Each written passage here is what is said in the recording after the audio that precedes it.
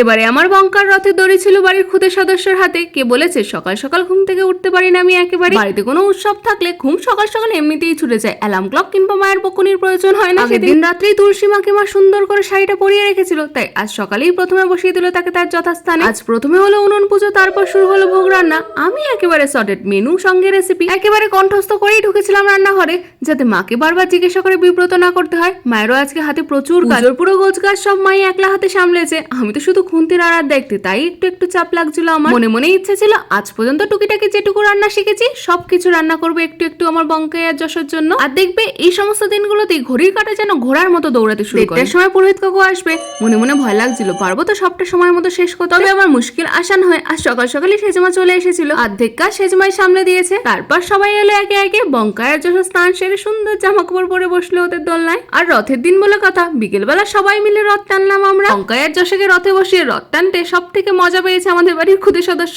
Radhe Radhe.